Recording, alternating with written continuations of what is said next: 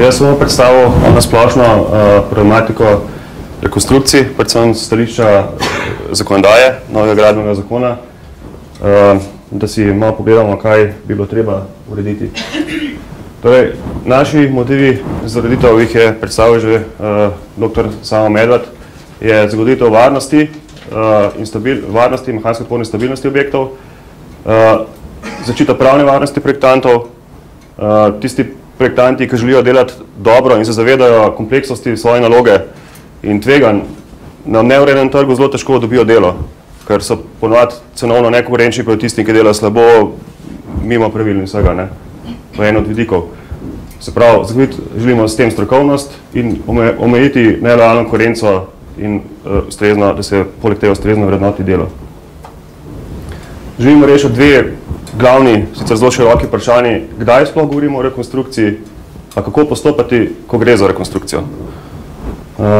Pa da vidimo, kaj pravi o tem gradbeni zakon.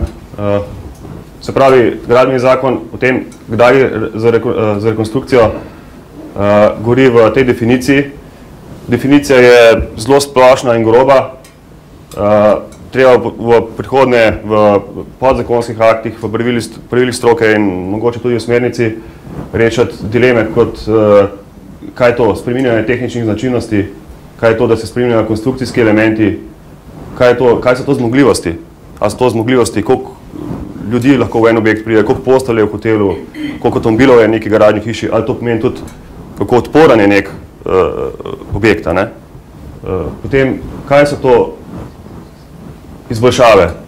Pri vsaki investiciji gre za izboljšavo, drugače investicija ne bi imela smisla. To je treba povedati.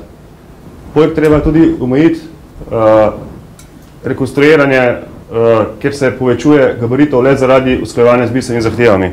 Tukaj bo lahko veliko tolmačen in bojo lahko nekateri investitorji pod to porinali marsikaj, ne? Bojo zaradi bistvenih zahtev povečali objekt. Zdaj pa tukaj še kaj gradbeni zakon pove o tem, kako tretirati rekonstrukcije, ko enkrat vemo, da gre za rekonstrukcijo, kako postopati. Se pravi, kot da se daje obvezno pridobitev gradbenega dovoljenja, po novem pa je potrebno tako za rekonstrukcije kot za novogradnje prijaviti začetek gradnje in priložiti dokumentacijo izvedbo. Se pravi, to je to, da upamo, da se bo zdaj PZI izdeloval, ne? Ker da zdaj se velikrat sploh ni.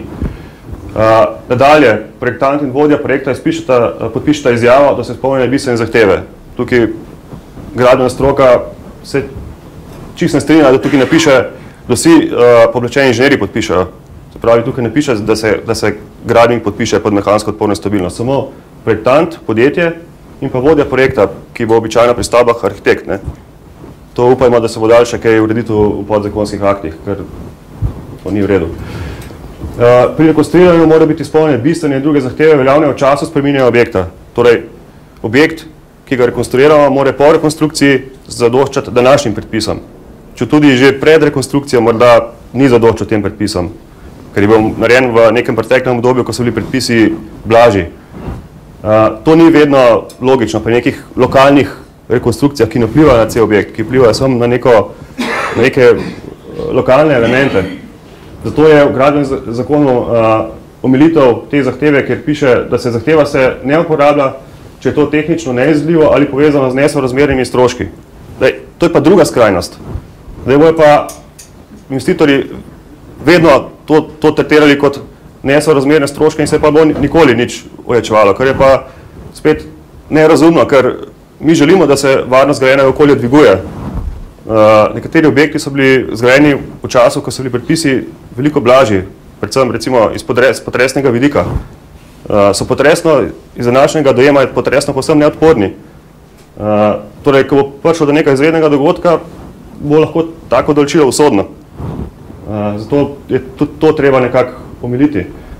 Se pravi, treba je jasno povedati, kaj pomeni to, da je povezano z nesorazmernimi stroški.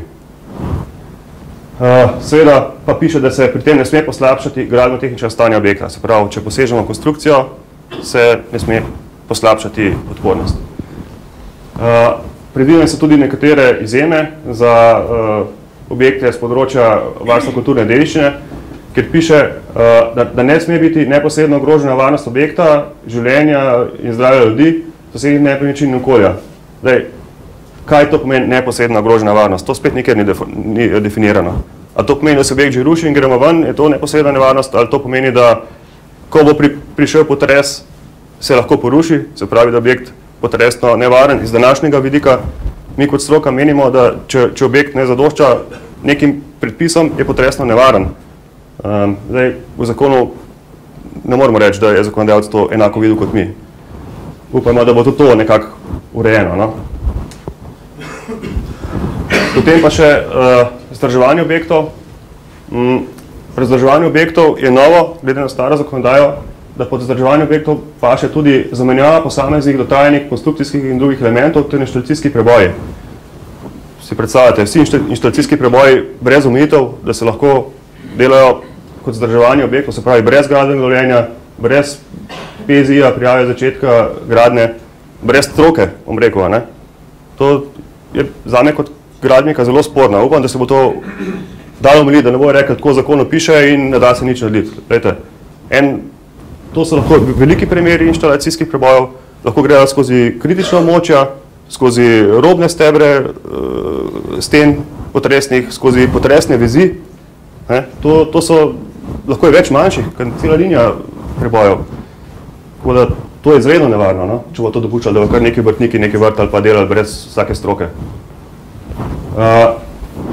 Še sprememba namembnosti. Za spremembo namembnosti pa je potrebno predvideti gradbeno dovoljenje, pri čemer za nekatere spremembe namembnosti, ki se bojo spreminjale v okviru podrazreda v skladu s predpisom, ki je še v pripravi, pa to ni potrebno. Ne? Tukaj pa treba paziti pri tem predpisu, da se bo to uredili na tak način, da ne bojo znotraj tega podrazreda objekti, ki imajo bistveno drugačne obtežbe. Ne? Pa tudi znotraj teh predpisov je treba res premisliti, ali je smiselno, da se kar brez gradbenega dovoljenja neki spreminjajo namembnosti. Ne? Recimo industrijska gradnja, si predstavljate, težki stroji, zdaj bojo tukaj, pol bojo tam. Ne? To bo treba vključiti nekoga, ki ve, kaj to pomeni, mehanska odporna stabilnost. No? Seveda, kot sem rekel, gradbeni zakon se začne uporabljati, se uveljavi junija letos in do takrat je treba sprejeti podzakonske akte, tudi pravila stroke. Upamo, da bo tukaj se uredilo te dileme, ki sem jih izpostavil. Zdaj, pravila stroke si bomo pisali sami, kar pa bi moglo pisati v pravilniku, zdaj se bi pravilniku dokumentacije za gradnjo, zdaj v pravilniku projektne dokumentacije, zato ker bo to neko ožjo materijo bo zajemal. To ne bo celotna projektna dokumentacija, pač pa samo dokumentacija, ki jo država potrebuje za dovoljevanje. Stroko bo prepuščala nam. To si lahko mi uredimo sami, kar pa bi mogli pisati v tem pravilniku, pa je, da se obvezno vključi pooblaščenega inženirja z področja gradbeništva za rekonstrukcije. Ne? Če ne bo vključen, potem taki bo vključen, ne bo upošteval naših pravil. Ne? To je treba vedeti. Ne?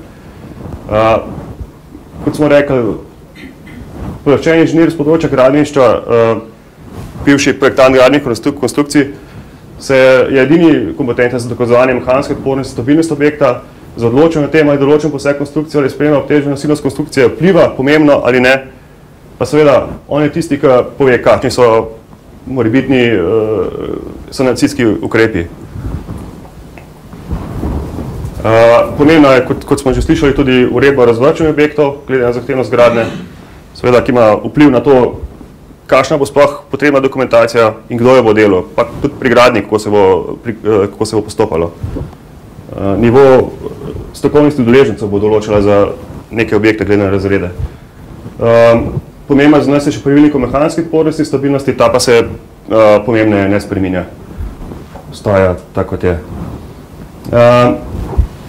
Poudaril bi sam še časih od leta 1985 do 2006 smo imeli pravilnik o tehničnih normativih, ki je veljal tudi za rekonstrukcijo in revitalizacijo objektov visoke gradnje. Ta pravilnik se meni zdi zelo zanimiv, jaz ga sicer nisem uporabljal, ker sem mlajši, zato bi tudi rad slišal vaše izkušnje na koncu pri razpravi, kakšne imate izkušnje, ker meni se zdi to zelo dober nastavek za ureditev tega področja. Ta pravilnik je leta 2006 nehal veljati, ko je se uveljavil pravilnik o mehanski podporni stabilnosti objektov, pa Eurokodi, ko so prišli.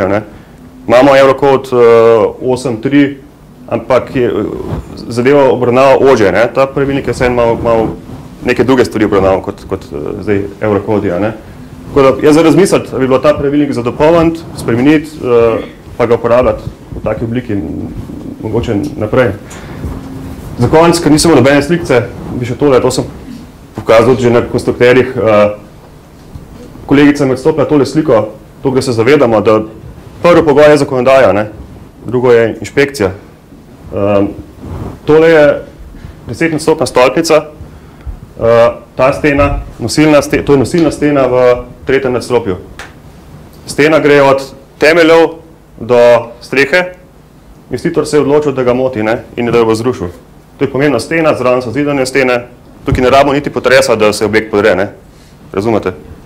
In na srečo so to potem stanovalci nekaj posumali, so klicali upravnika, da je pogledal in tako ustavil zadevo poklicno inšpekcijo, da se je zadeva še prav čas uredila.